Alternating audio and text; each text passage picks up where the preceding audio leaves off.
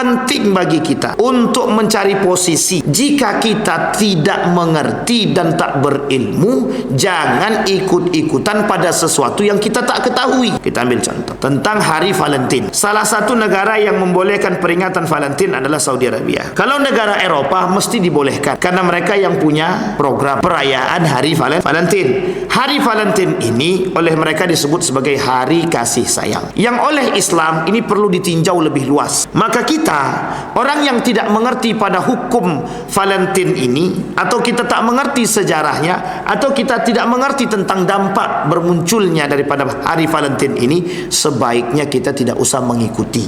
Salah satu yang akan terjadi di akhir zaman adalah, Bapak Ibu sekalian yang berbahagia, hilangnya nilai-nilai keislaman di tengah umat muslim itu sendiri. Salah satu perang pemikiran itu produknya adalah perang dengan budaya. Jadi mereka akan masukkan budaya mereka untuk diikuti oleh umat muslim di negara Republik Indonesia ini. Apapun itu bentuk budaya mereka, itu mesti condong mengantarkan kita jauh daripada nilai-nilai keislaman.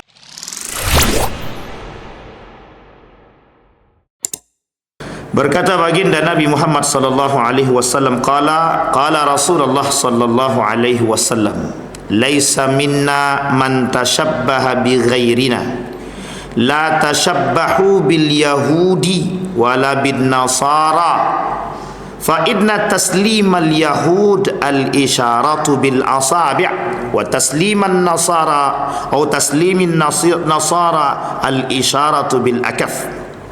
Rawahu Tirmizi wa hasanahu Albani. Kemudian di dalam hadis yang lain, qala Rasulullah sallallahu alaihi wasallam, laisa minna man tashabbaha birrijali minan nisa wala man tashabbaha bin nisa'i minar rijal. La'anallahu shabbaha ar-rijali bin nisa wa an-nisa'u birrijal. Sahahahu Albani. Hadis yang kedua, rawahu Muslim. Bapak Ibu sekalian yang berbahagia, di dalam surat Al-Isra ayat 36, Allah berkata di dalam ayat ini, kata Allah, la taqfu ma laysa laka bihi ilmun, dan janganlah kamu mengikuti apa yang kamu tidak mempunyai pengetahuan tentangnya. Inna sam'a wal absar wal fuad kullu ulaika kana anhu mas'ula. Semua itu akan kelak dimintai pertanggungjawaban, baik pendengaran, fuad hati, absar mata, semua akan dimintai pertanggungjawaban. Mata, telinga, hati. Mata dan telinga adalah pusat informasi yang masuk ke dalam diri kita. Hati adalah yang mempertimbangkan informasi, apakah didahului oleh akal dan nafsu atau hati itu sendiri. Karena di dalam diri kita ini ada dua hal. Yang satu hati kecil, dhamir, yang disebut dengan qalbun. Ala wahiyal qalb, wa idza saluhat saluhal jasadu kulluh, wa idza fasadat fasadal jasadu kulluh. Hati kalau sehat, sehat semua. Kalau sakit, sakit semua. Itu hati. Tapi ada yang lebih namanya dhamir, hati kecil. Yang dhamir hati kecil ini dibisiki oleh malaikat untuk selalu melakukan pada kebaikan. Sementara lawan daripada dia ada nafsu yang dibisiki oleh syaitan, yang selalu mengantarkan kepada kesesatan dan kezaliman. Innan nafsa la'amaratun bisu'. Sesungguhnya nafsu itu ketika dibisiki oleh syaitan, dia selalu mengantarkan kepada perbuatan-perbuatan yang jelek. Akal kita ini akan menerima informasi dari mata dan telinga, sehingga ketika informasi itu masuk, difikirkan oleh akal, dipertimbangkan oleh hati. Jika yang mempertimbangkan lebih kuat adalah nafsu, maka yang di dalam akal kita akan keluar dari mulut kita adalah sesuatu yang bersifat kebencian. Kalau hati kita yang mempertimbangkan informasi tersebut, maka yang keluar dari lisan kita adalah yang baik. Maka akal kita tergantung pada dua tersebut, hati atau dhamir, hati kecil, ataupun nafsu. Itu tergantung pada manusia kuat-kuatan. Mana yang paling kuat mendengarkan bisikan setan, kalah dia berarti.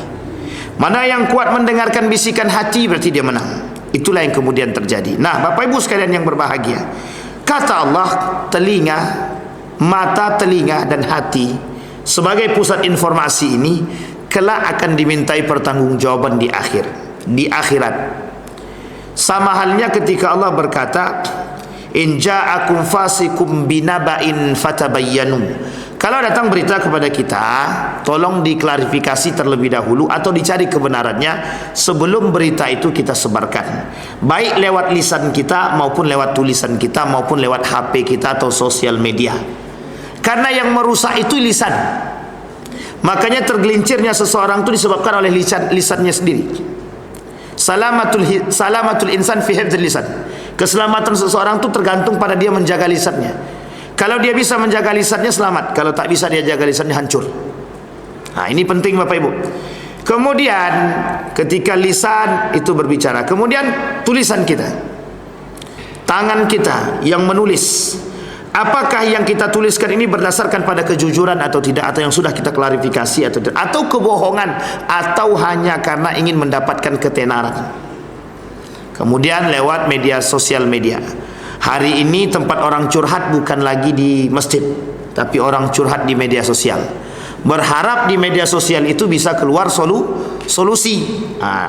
Sekarang banyak Pak, alhamdulillah, solusi daripada kemiskinan di media sosial itu sudah terjawab. Ketika Gus Miftah menghina tukang es teh, langsung kaya mendadak es teh itu, tukang es teh itu. Itu kan takdir ilahi. Itulah jalan Tuhan tadi. Hanya saja Bapak Ibu sekalian yang berbahagia, kalau kita mendahului manusia, maka mohon maaf kita tak bernilai di hadapan Allah. Tapi ketika kita mendahului Allah, semuanya kita bisa dapat. Inilah yang kemudian yang perlu kita garis bawahi. Nah, Bapak Ibu sekalian yang berbahagia, ini adalah pusat informasi. Dalam ayat ini Allah berkata, menegaskan kepada kita semua, hei manusia, kalau kalian memang tidak punya ilmu, jangan ikut-ikutan. Kalau kalian tidak punya ilmu, maka ada sebaiknya yang harus kalian lakukan. Yang pertama, taklid kepada orang yang berilmu. Yang kedua, dalam konteks ini disebut dengan ittiba. Maknanya sebenarnya hampir serupa. Kalau orang Muhammadiyah ikutnya ittiba. Kalau orang selain dari Muhammadiyah dia gunakan kalimatnya taklid. Taklid itu ada dua. Ada taklid yang benar-benar taklid, yang kedua taklid buta. Yang mengikuti dengan kebenaran, yang satu taklid buta yang mengikut asal ikut aja. Orang makan tai, awak makan tai lah. Orang bodoh, awak bodoh juga. Orang tidak tahu, kita tak tahu juga. Nah, itu namanya taklid buta. Tapi yang kedua, ittiba. Muhammadiyah gunakan kalimat ini. Kenapa? Karena mengikuti ittiba sunnati Rasulullah sallallahu alaihi wasallam. Mengikuti sunnah baginda Nabi Muhammad sallallahu alaihi wasallam melalui jalur mana? Para sahabat-sahabat Nabi. Maka Bapak Ibu sekalian yang berbahagia, penting bagi kita untuk mencari posisi. Jika kita tidak mengerti dan tak berilmu, jangan ikut-ikutan pada sesuatu yang kita tak ketahui. La taqfu ma laysa laka bihi ilmun. Jangan kalian duduk atau berhenti atau berposisi pada sesuatu yang kalian tidak ketahui. Kita ambil contoh tentang hari Valentine. Tanggal 14 besok akan ada perayaan Valentine. Bapak Ibu sekalian yang berbahagia, salah satu negara yang membolehkan peringatan Valentine adalah Saudi Arabia dan beberapa negara yang lain. Kalau negara Eropa mesti dibolehkan karena mereka yang punya program perayaan hari Valentine. Hari Valentine ini oleh mereka disebut sebagai hari kasih sayang. Sampai di sini bisa dipahami Bapak Ibu ya. Maka di situ mereka mengeluarkan berbagai macam, yang penting berbagai macam bentuk hadiah yang mereka berikan atau mereka saling memberi kepada orang yang mereka sayangi, baik kekasih dia, pacar dia, istri dia dan lain sebagainya. Yang oleh Islam ini perlu ditinjau lebih luas. Maka kita, orang yang tidak mengerti pada hukum Valentine ini, atau kita tak mengerti sejarahnya, atau kita tidak mengerti tentang dampak bermunculnya daripada hari Valentine ini, sebaiknya kita tidak usah mengikuti. Kenapa? Karena jika kita mengikuti sesuatu yang syubhat seperti ini, bisa jadi kita terjerumus dalam keharaman atau kita mengikuti perbuatan-perbuatan yang tidak disukai oleh Allah Subhanahu wa ta'ala. Bahkan Nabi berkata, man tashabbaha biqaumin fahuwa minhu. Bahkan Nabi berkata dalam riwayat yang lain, laisa minni, laisa minna man tashabbaha bi ghairina. Kata Nabi, tidak dari golongan kami yang mereka mengikuti selain daripada perbuatan kami. Atau kalau ada manusia umat muslim mengikuti perbuatan orang lain, agama lain, maka mereka seperti itu, kata Nabi.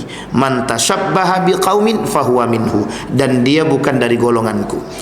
Bapak Ibu sekalian yang berbahagia, apa inti daripada apa yang saya sampaikan malam hari ini?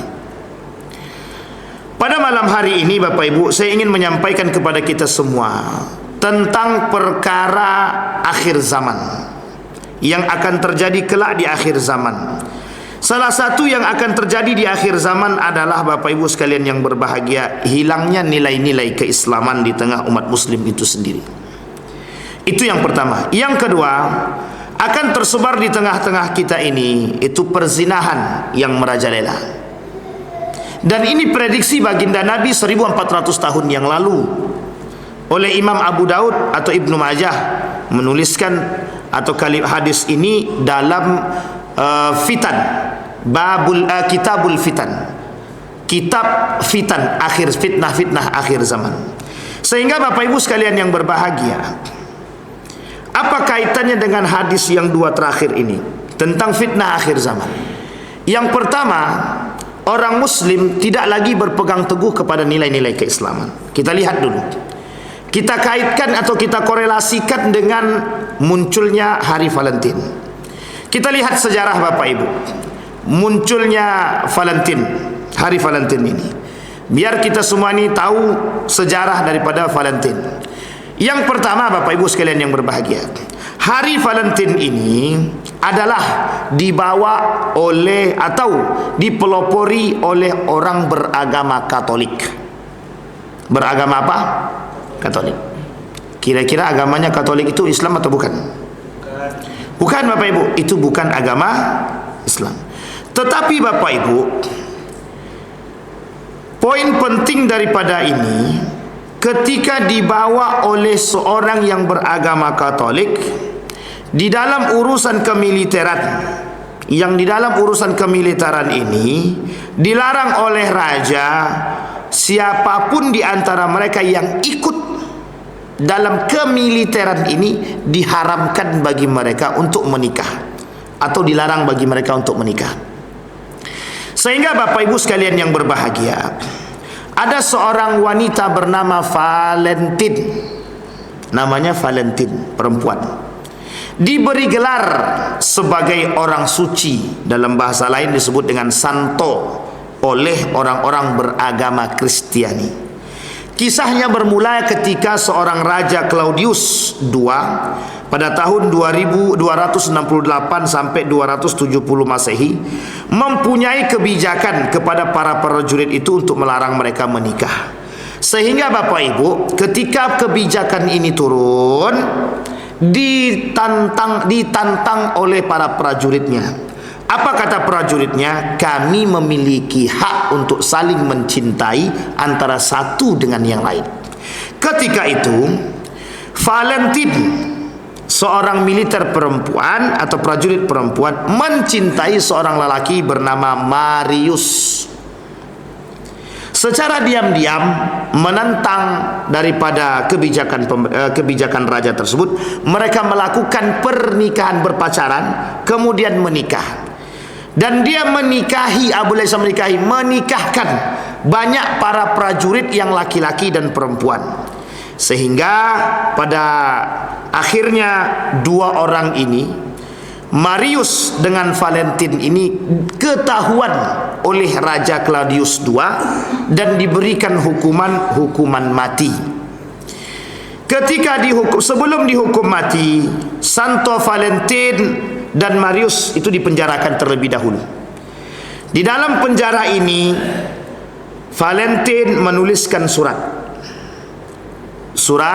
yang oleh salah satu di antara penggemarnya atau salah seorang prajurit yang ikut memiliki belas kasihan kepada Valentine menerima surat tersebut atau tulisan tersebut.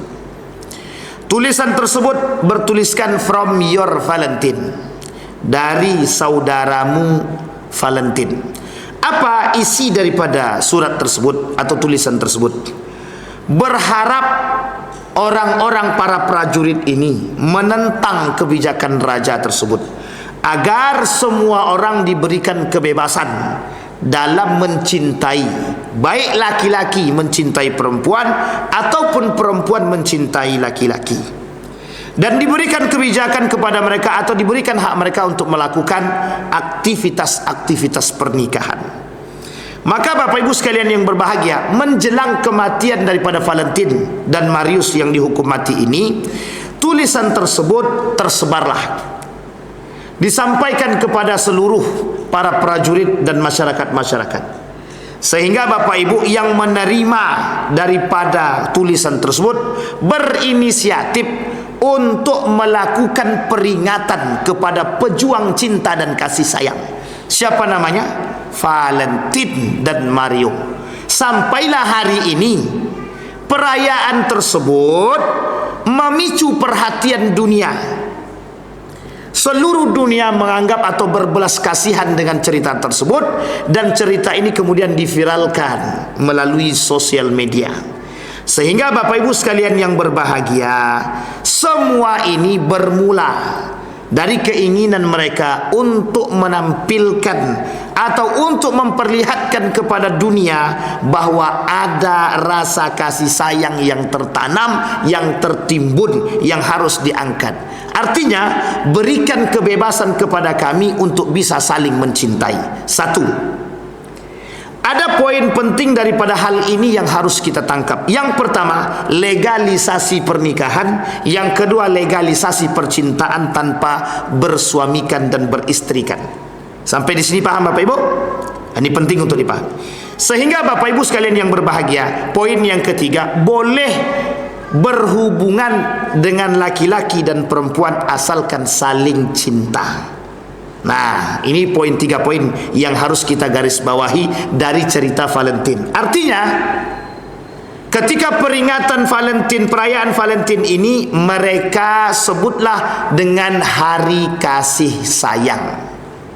Kenapa? Memperingati rasa kasih sayangnya Valentine dan Mario, memperingati rasa cintanya Valentine dan Mario.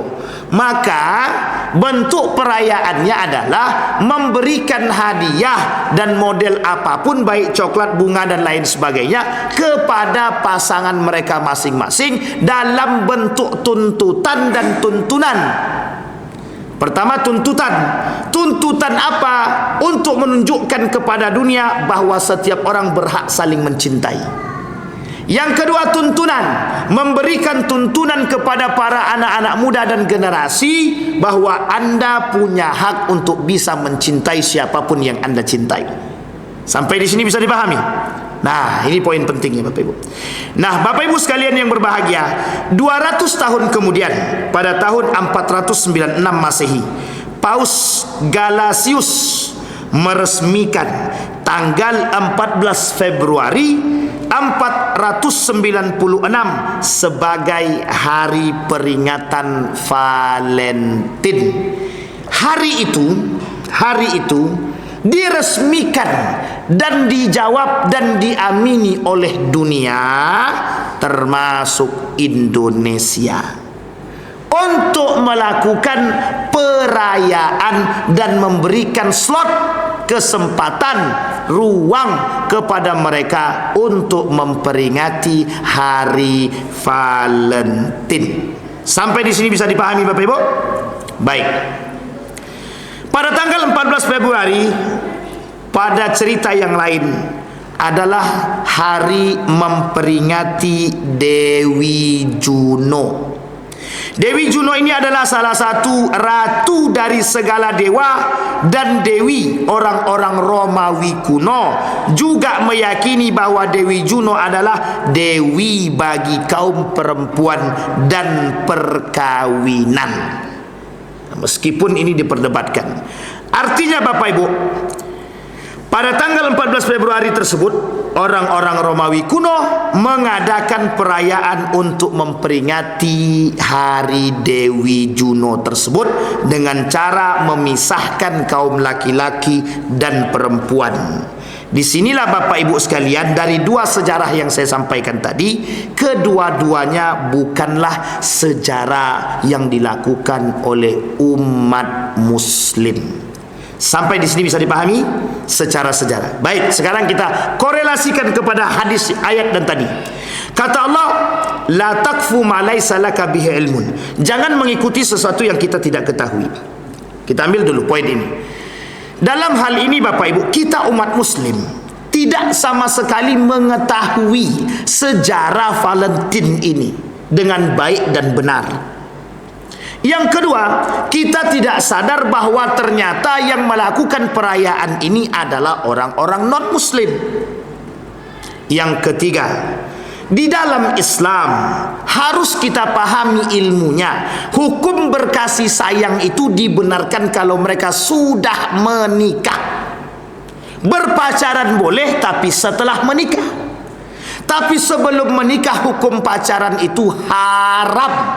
Mau LDR, mau cuman teleponan, mau cuman surat-suratan, hukum pacaran haram sebelum menikah. Maka bercampur laki-laki dengan perempuan di dalam Islam juga haram. Duduk berhalwat laki-laki dengan perempuan juga haram. Berpegangan tangan laki-laki dan perempuan juga haram. Saling berpandangan laki-laki dengan perempuan yang bukan mahramnya juga haram. Sampai di sini bisa dipahami Bapak Ibu. Apa tak lagi berkasih sayang atau saling memberikan kasih dan sayang kepada orang yang memang bukan haknya atau belum menjadi haknya. Ini poin keilmuan yang harus kita pahami. Islam mengecam bercampurnya laki-laki dan perempuan dalam bentuk apapun sejauh mereka belum menikah. Sehingga yang dimaksudkan ayat ini adalah, hei umat Muslim, jangan ikut-ikutan kepada satu tradisi yang kalian tidak tahu tentang tradisi tersebut. Apatah lagi tradisi itu bukan dari golongan umat Muslim. Sedangkan tradisi dari umat Muslim saja kita tak boleh mengikuti kalau kita tak mengetahui, apatah lagi kalau itu tradisi dari orang kafir yang condong mengantarkan kepada kemaksiatan dan keharaman. Sampai di sini bisa dipahami Bapak Ibu. Baik, kita merujuk kepada hadisnya. Kata Nabi dalam hadisnya, man tashabbaha biqaumin fahuwa minhum. Hari Valentine Days atau Valentine, hari Valentine ini, jika diperingati oleh umat Muslim secara tidak langsung, umat Muslim sedang mengikuti peradaban Yunani, atau sedang mengikuti peradaban Barat, atau sedang mengikuti tradisi-tradisi orang kafir yang tidak sejalan dengan nilai-nilai keislaman. Sampai di sini bisa dipahami Bapak Ibu? Baik. Kemudian yang ketiga, mengapa nilai-nilai Islam itu pada hadis yang lain kata Nabi kelak di akhir zaman akan hilang, dan hilangnya di tangan umat Muslim? Kenapa? Karena umat Muslim lebih condong menggunakan tradisi orang kafir ketimbang tradisi umat Muslim. Umat Muslim lebih condong mengikuti tradisi orang kafir sehingga meninggalkan tradisi agama berpegang teguh pada tradisi kafir, tidak berpegang teguh kepada nilai-nilai agama. Berpuasa tidak, merayakan Valentine. Salat tidak, tapi merayakan Valentine. Berzakat tidak, tapi merayakan Valentine. Sampai di sini bisa dipahami. Artinya umat Muslim lebih suka pada sesuatu yang memang bisa mereka ikuti dengan akal mereka dan rasa mereka. Kalau kembali kepada agama, mereka anggap agama ini banyak aturan.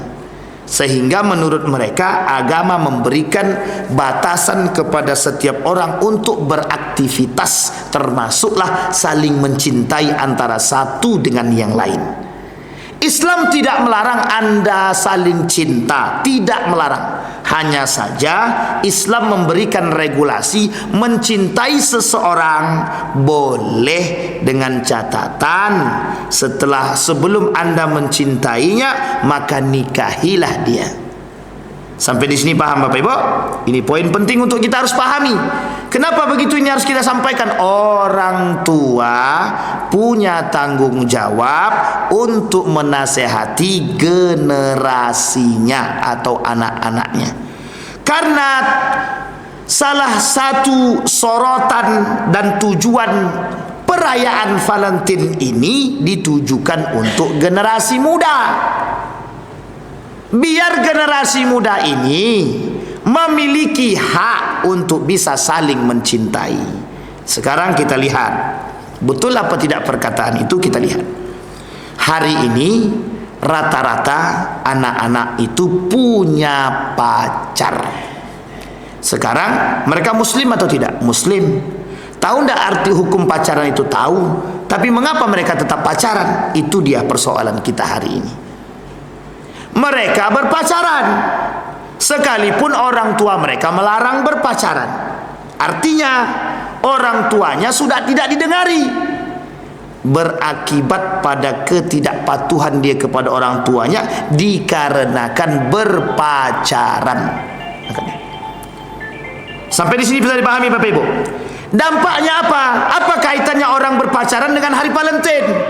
Mereka akan menunggu momen ini untuk saling berbagi kasih. Jika mohon maaf, ketika mereka berbagi kasih dengan cara yang tidak benar, itu diharamkan. Kita ambil contoh.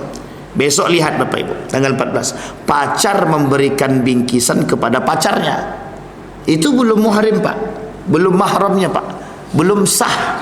Tapi mereka sudah saling berbagi bunga, cincin, coklat. Yang kita takutkan di momen tersebut terjadi perzinahan. Salah satu sarana perzinahan adalah dengan adanya peringatan Hari Valentine. Apa zinahnya? Zinah mata, zinah mulut, zinah tangan, zinah kaki, dan na'udzubillah sampai harus perzinahan yang betul-betul zina. Itu yang kita takutkan Pak. Karena dari hasil survei Pak, ketika hari Valentine itu Pak, banyak sekali hotel-hotel itu penuh. Hotel-hotel itu penuh. Penuh oleh siapa? Oleh laki-laki dan perempuan. Pertanyaannya, sudahkah mereka menikah? Wallahu a'lam bissawab. Tapi perlu kita teliti dan tinjau, sudahkah mereka sah atau halal atau belum. Baik, sampai di sini bisa dipahami Bapak Ibu. Nah, kembali kepada poin kita Bapak Ibu sekalian yang berbahagia. Kita lihat bagaimana cara kita, bagaimana Islam menanggapi hari Valentine ini. Kata di dalam Islam, tidak boleh umat muslim ikut-ikutan memperingati hari Valentine. Kalau mau berbagi kasih dan sayang kepada orang yang sudah Anda nikahi dan Anda cintai, silahkan. Tapi tidak pada hari-hari tertentu, setiap hari. Sekarang saya tanya Bapak Ibu, suami mengasihi dan menyayangi istri kapan? Sekali dalam setahun atau setiap hari? Harusnya setiap hari, bukan sekali setahun. Dek, karena ini hari Valentine, aku tunjukkan rasa sayangku padamu. Ini bunga. Kata bininya, anak kita sudah 3 bang, kok masih baru ngasih kasih sayangnya sekarang? Kita udah punya cucu bang, kok masih kasih sayangnya sekarang? Lu selama ini kemana? Itu satu. Nanti kita lihat dampak negatifnya Bapak Ibu. Yang kedua Bapak Ibu sekalian yang berbahagia, di dalam Islam mengikuti perbuatan orang kafir tidak dibenarkan dengan dalil yang tadi, kecuali sesuatu yang pernah dilakukan oleh baginda Nabi Muhammad sallallahu alaihi wasallam. Kalau Nabi pernah melakukan, meskipun bukan tradisi, kita ambil contoh. Nabi berpuasa Asyura. Puasa Nabi Asyura ini, begitu juga kaum Yahudi berpuasa Asyura. Jadi sebelum datang bulan suci Ramadan, Nabi berpuasa. Puasanya Nabi adalah puasa Asyura. Oleh sebagian kalangan dikatakan Nabi mengikuti puasa itu. Tujuan Nabi berpuasa itu bukan tujuannya pada hakikatnya bukan mengikuti kaum Yahudi, tapi ingin menunjukkan kepada kaum Yahudi bahwa aku lebih berhak daripada kalian ketimbang kalian dalam memperingati hari Asyura ini terkait Nabi Musa. Karena Asyura itu hari di mana kejadian Nabi Musa, keselamatan Nabi Musa. Dan Nabi berkata dalam hadisnya, aku lebih berhak daripada Bani Israel dalam berpuasa Asyura ini. Sebelum datang bulan suci Ramadan, ingin Nabi tunjukkan kepada mereka. Setelah datang bulan suci Ramadan, puasa Asyura ini jadi sunnah, tidak lagi wajib. Kemudian Nabi puasa wajibnya adalah puasa Ramadan. Baik, kecuali yang diikuti oleh baginda Nabi Muhammad sallallahu alaihi wasallam atau yang pernah dibuat, dan itu tidak banyak. Tidak banyak. Hanya yang benar-benar saja atau yang kaitannya dengan sosial saja. Yang ketiga, Bapak Ibu sekalian yang berbahagia, yang harus kita soroti, apa dampak daripada mengikuti peringatan Valentine Days ini? Kita lihat dulu keburukan yang timbul dari hari Valentine ini. Yang pertama, kaburnya sumber perayaan itu sehingga tidak layak umat muslim untuk ikut merayakan. Artinya apa? Dulu sejarah Valentine ini ditutupi dari kalangan umat muslim. Yang penting siapa yang bawa, itu yang kemudian menjadi sorotan. Bapak Ibu sekalian yang berbahagia, hari ini kita sampaikan salah satu cara kaum orientalis dan kaum liberal untuk menjauhkan kita daripada nilai Islam, menjaga nilai kasih sayang dalam Islam itu adalah dengan cara menikah. Oleh kaum liberal, mereka katakan tidak perlu menikah untuk bisa saling mencintai. Sampai di sini paham nih Bapak Ibu? Kata kaum liberal itu, yang penting lo suka sama suka, ya enggak masalah. Makanya pacaran itu biasa-biasa aja, enggak ada masalah. Wong enggak berhubungan badan kok. Maka mereka menganggap zina itu hanya hubungan badan. Selain daripada itu tidak berhubungan badan. Jadi bebas dong kami mencintai seseorang, itu haknya manusia. Dan itu manusiawi, fitrahnya manusia. Fitrahnya laki-laki mencintai perempuan dan fitrahnya perempuan mencintai. Sehingga Bapak Ibu dengan dalih inilah mereka mengatakan, apa salahnya orang berpacaran? Toh mereka suka sama suka. Toh mereka juga enggak zina. Sampai di sini bisa dipahami. Baik. Itu dampak Pak, karena kita enggak paham sejarah. Akhirnya kita mengikuti perbuatan perayaan tersebut tanpa ilmu. Sehingga oleh mereka yang kaum liberal, orientalis, sekuler itu, mereka bahagia sekali ketika umat Islam bisa mengikuti ini. Kenapa? Karena tradisi mereka menjadi pegangan oleh kaum umat muslimin. Yang kedua, keburukan daripada perayaan tersebut. Umumnya perayaan Valentine ini dilakukan dengan pasangan alias kekasih atau pacar yang jelas ditentang oleh agama Islam. Tadi sudah saya sampaikan hukum pacaran apa? Haram. Hukum pacaran haram. Sehingga dalam di sini Pak, dari perayaan Valentine ini sebenarnya legalisasi perzinahan, legalisasi percintaan tanpa kehalalan, legalisasi percintaan dan kasih sayang tanpa ada aturan yang resmi. Jadi Bapak Ibu, maksudnya begini, sederhananya begini, jangan larang orang berpacaran. Orang pacaran itu adalah haknya mereka masing-masing. Kita jangan ikut campur urusan mereka.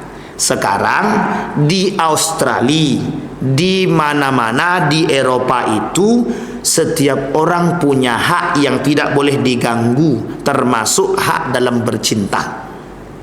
Misal kita ambil di Australia, dari pengakuan seorang profesor kepada kami, Ustaz, di Australia itu sekarang ada tempat wisata, tempat taman. Siapapun yang masuk di dalam taman ini, baik laki-laki maupun perempuan, atau mereka datang berduaan, duduk mereka, bermesraan mereka di situ, mau apapun yang mereka lakukan asal tidak berhubungan badan atau berzina dalam konteksnya hubungan badan, maka itu haknya mereka. Siapapun yang melarang, maka mereka akan dipenjarakan. Sampai di sini bisa dipahami begitu. Artinya apa? Legalisasi perzinahan meskipun tidak berhubungan badan. Sama Pak, di Belanda itu begini. Kalau seorang anak sudah masuk ke dalam kamarnya dan anak ini membawa pacarnya ke dalam kamarnya, maka orang tuanya tidak boleh mengganggu anak tersebut. Apapun yang mau dilakukan, jangan ketok-ketok pintu, karena itu sudah melanggar privasi anak. Coba bayangkan. Makanya Bapak Ibu, anak SMA di sana itu sudah harus keluar dari rumah. Tidak boleh satu rumah dengan orang tuanya, harus keluar. Itu tradisi mereka begitu di Belanda. Sehingga mohon maaf, di Amerika juga begitu. Di Amerika, saya punya jamaah itu yang tinggal di Amerika. Mereka sampaikan begini, Ustaz, kami di Amerika ini, anak saya ini ketika SMA dia harus keluar dari rumah, tidak boleh tinggal bersama orang tuanya, sehingga kami harus carikan apartemen untuk dia tinggal. Jadi di sana itu bebas anak ini mau ngapain, dan itu privasi anak ini, orang tua tidak boleh ikut campur. Coba bayangkan. Jadi Bapak Ibu sekalian yang berbahagia, kebebasan yang dilakukan dan diberikan atau dicekoki kepada kita, yang ditanamkan kepada diri anak-anak muslim hari ini, itu adalah kebebasan tanpa nilai. Artinya apa? Kebebasan yang menerobos nilai-nilai agama, sehingga mereka berpikiran berpacaran itu tidak ada dosa. Sehingga mereka berpikiran pegangan tangan laki-laki dan perempuan yang bukan mahramnya biasa. Bapak Ibu boleh lihat kan sekarang anak-anak gadis sekarang, anak-anak sekolah sekarang, anak-anak kuliah sekarang, boncengan biasa tuh laki-laki perempuan, boncengan, berpelukan biasa-biasa saja dia, pegangan tangan biasa-biasa saja dia, tidak ada rasa dosanya. Dia tidak takut sama Allah saja dia tidak takut, apalagi sama orang tua. Sampai di sini bisa dipahami Bapak Ibu? Baik, sekarang kita lihat apa dampak daripada perbuatan tersebut. Ada 3 dampak Bapak Ibu. Di dalam Islam, konsep cinta telah diletakkan pada tempat semestinya, tidak menyimpang daripada naluri manusia itu sendiri. Makanya kata Nabi, man istata'a minkumul ba'a falyatazawwaj. Barang siapa yang sudah mampu secara materi dan batin, silahkan menikah, jangan ditahan. Karena kalau ditahan mesti akan mendatangkan mudarat yang besar. Apa mudarat yang besar itu? Zina. Baik, dampak pertama, munculnya akhlak tasyabbuh, yaitu akhlak yang meniru orang kafir, orang lain tanpa memiliki ihwal atau ilmu dalam melakukannya pada hari tersebut. Yang tadi kita sampaikan, kurangnya ilmu dan pengetahuan kita, dan kita mengikuti itu sehingga kita bertasyabuh dengan orang kafir, menyerupai perbuatan orang kafir. Kata Nabi, man tasyabbaha biqaumin fahuwa minhum. Mereka yang bertasabuh dengan orang kafir pada hal ini, maka mereka seperti orang itu. Seperti orang itu. Artinya apa? Perbuatan yang dia lakukan bernilai kufur. Tahu kufur Bapak Ibu? Tidak bernilai ibadah dia di hadapan Allah sama sekali. Dia tak kafir, dia tak keluar daripada Islam, tapi dia kufur. Orang kafir itu perbedaannya dengan orang yang kufur. Orang kafir, satu sisi dia bukan Islam, yang kedua semua amal ibadahnya cuma di dunia, tidak ada di akhirat. Allah tak mau terima. Orang muslim, bedanya kalau yang tadi kafir sekarang muslim.